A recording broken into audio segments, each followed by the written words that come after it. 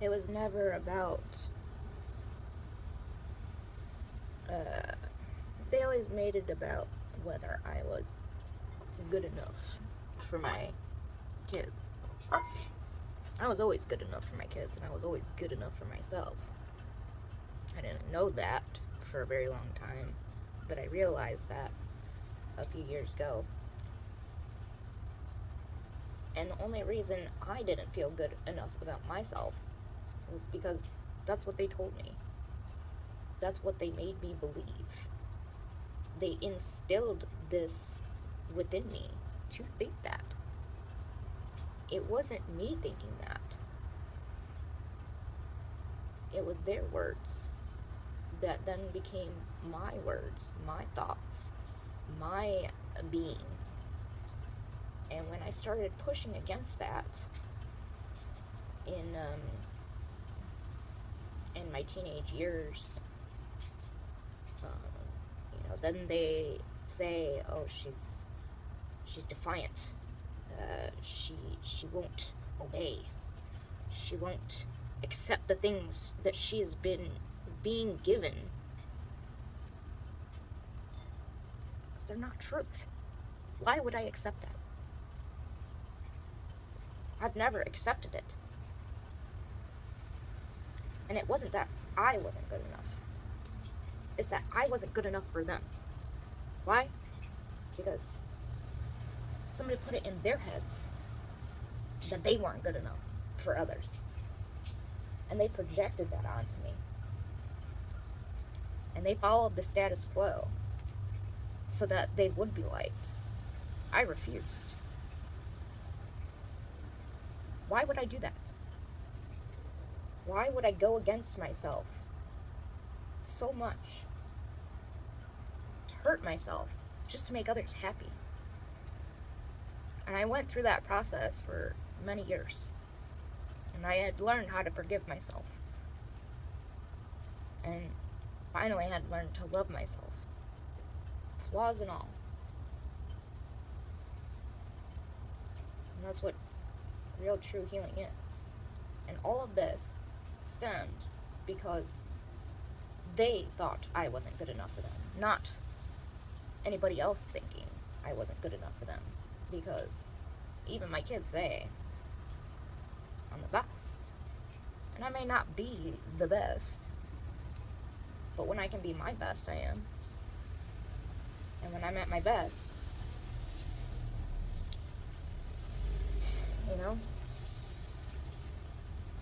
what takes me out of my best is their expectations of me.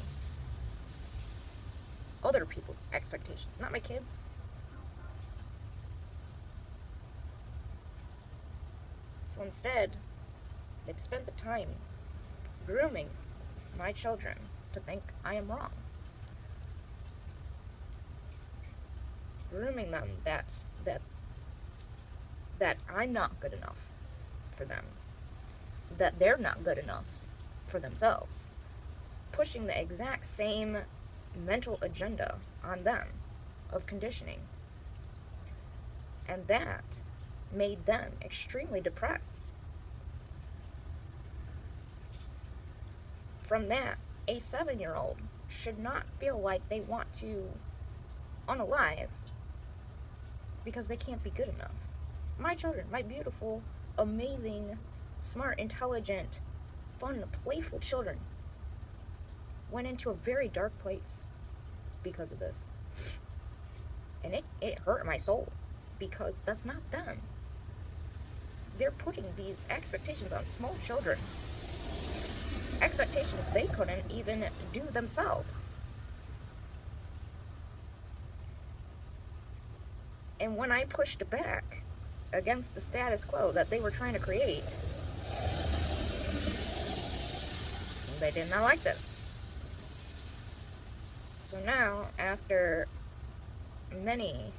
about 4 years of serious manipulation, grooming, everything else, their little minds, their minds tell them what is actually right, and then they are manipulated into thinking that that's wrong. like they did me. And it's not wrong. What they're thinking is actually what's correct and what's actually right. And it is others making them believe to themselves that they're wrong, that their thinking is wrong, that what they're doing is wrong. Just because we can't fit in their box, it's not a black and white.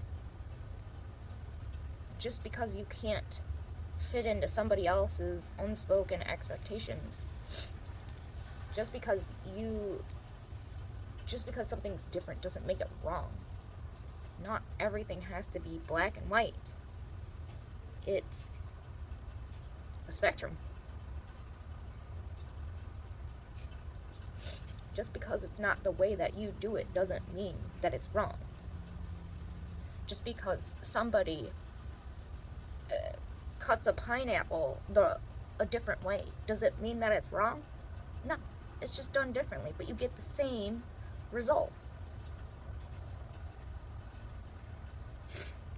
But it's like their way is kind of like, just smash the pineapple open and smash it into bits, and like, yeah, you'll get a little juice, but you won't get the beautiful nature of the pineapple. You know what I'm saying?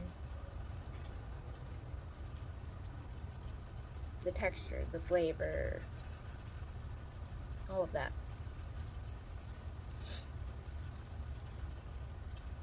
They'll complain what knife you're using, and in which way, and in which hand, and on which cutting board, and in which kitchen, and which house. Does it matter? Does it really matter that much? No. That's conditioning. And then the conditioned want to condition others to have that same conditioning. Otherwise, they believe that that other person or people are wrong. And this goes with so many aspects of life, it's not funny.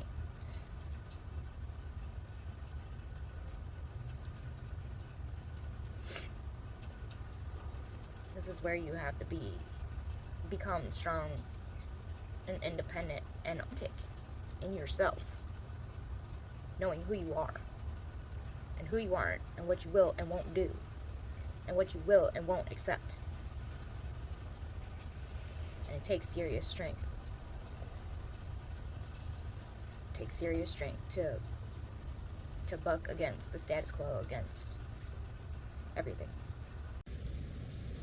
Now, for the simple fact that I'm refusing to deal with the abuse, the manipulation, all of that. Of course, when you won't go with their control and their oppression, they attack.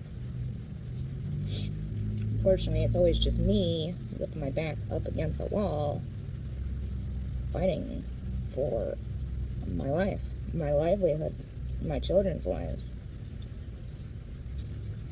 And these people will put me against the wall, ready to just attack, and I'm still here, battle-worn, but still ready to take on a fight and knowing, choosing my battles. And my battle right now is not with them, nor do I want to fight with them. Which is what I don't understand. I don't want to fight with them. It shouldn't be like this. They are choosing that, and it doesn't make sense. No, other than the fact that they've not only blackmailed me, but others, and trying to strong arm and steamroll people is not how you get people to do things. That's control. That is oppression and control. That is not out of love. And that is not how I will act or proceed in anything. Nor am I going to... Who's gonna agree to that? Nobody. Nobody's gonna agree to that. It's wrong. It's what makes sense. Yeah, this was the homework that he never turned in. He had a bunch of homework that he never turned in. That's just from the fucking administration.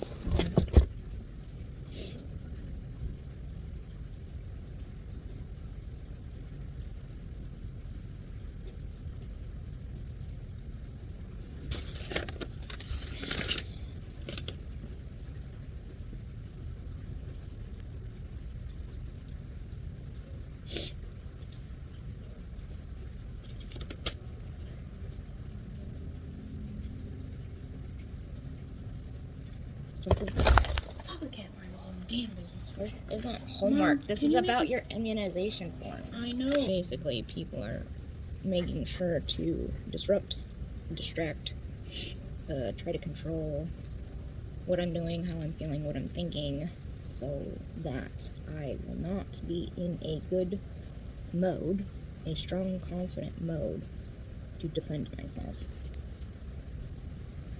And they're trying to make damn sure of it.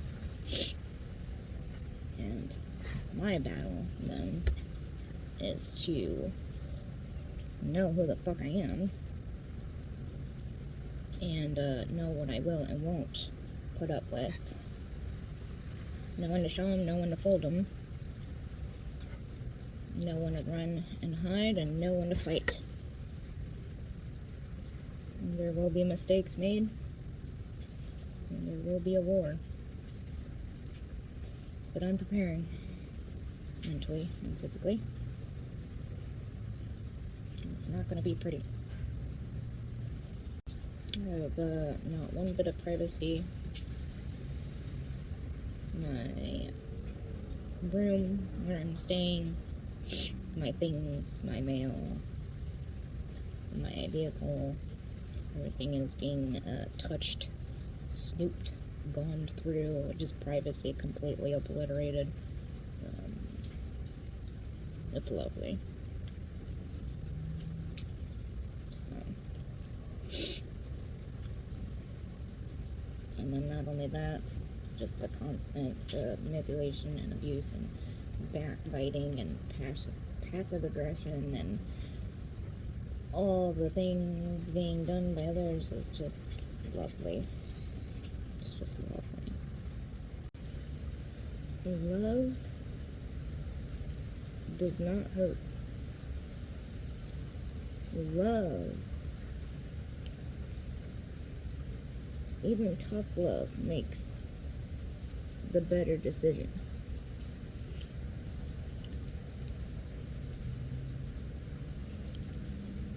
Abuse and control and expectations